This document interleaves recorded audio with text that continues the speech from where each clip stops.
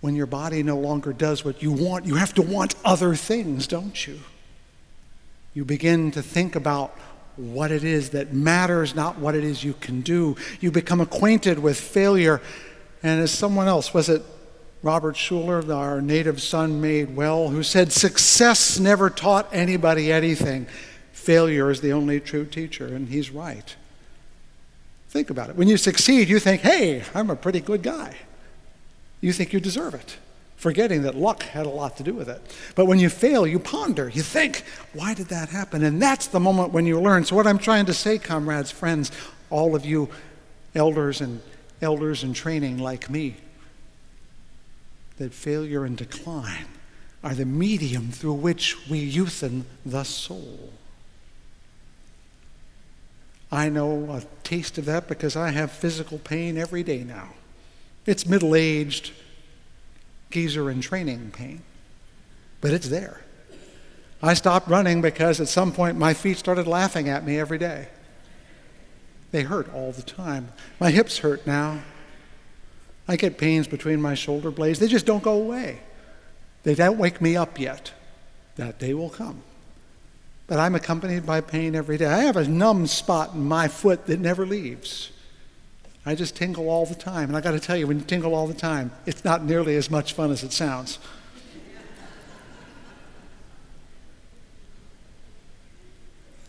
But oddly, and this is the part where I think they're connected, the days when I feel sad or frightened or confused are fewer.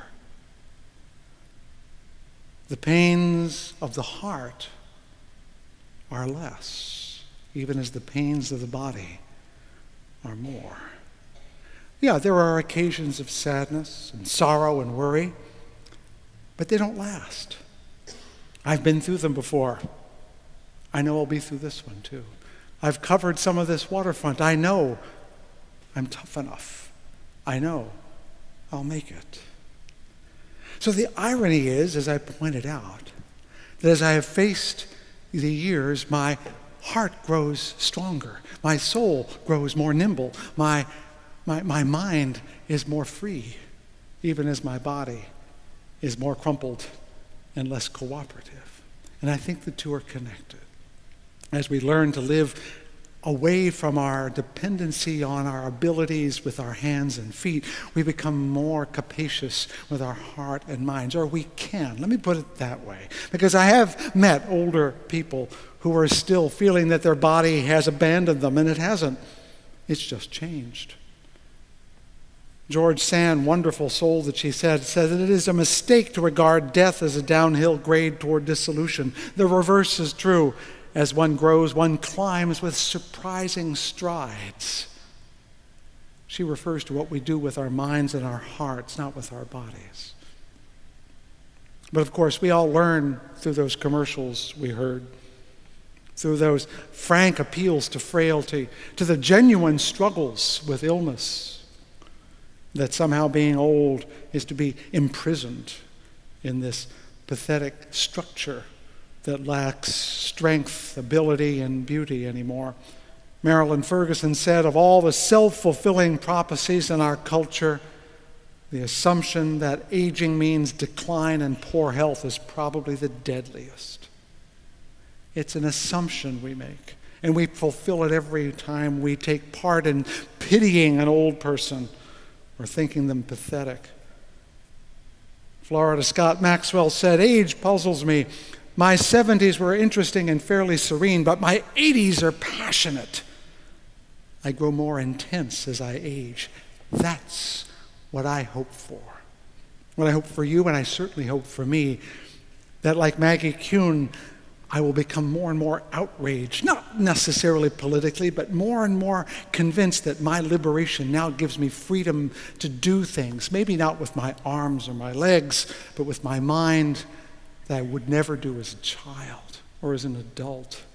Free now of the obligation, I hope someday, to have to earn a paycheck or to do things my parents approve of, or even that my children approve of. I hope to be completely outrageous as an old man. James Thurber perhaps did this in the most exotic way.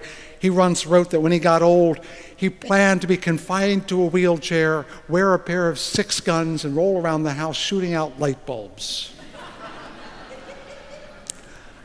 I want you to imagine living like that, whether or not you use an actual gun.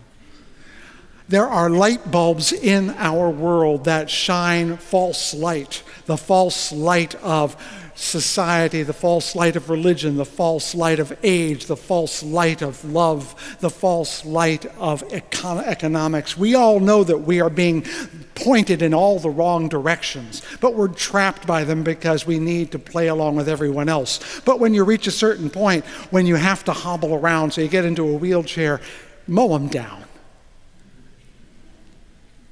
Use your decline, your pain, as a gateway of liberation for your soul.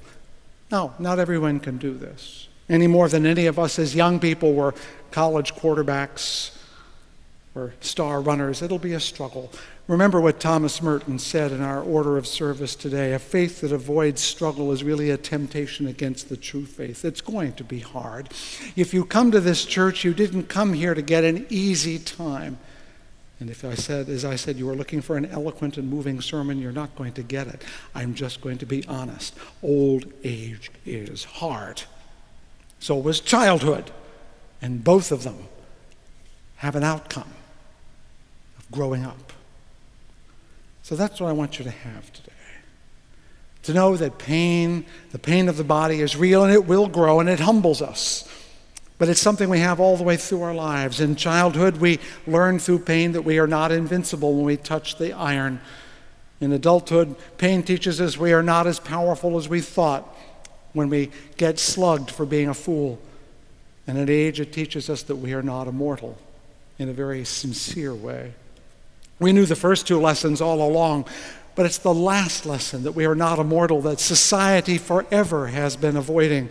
Every society thinks that somehow it's found the way to avoid death, that somehow we can all, as W.H. Auden say, aspire to go to a perpetual dinner party where everyone's 20 years old.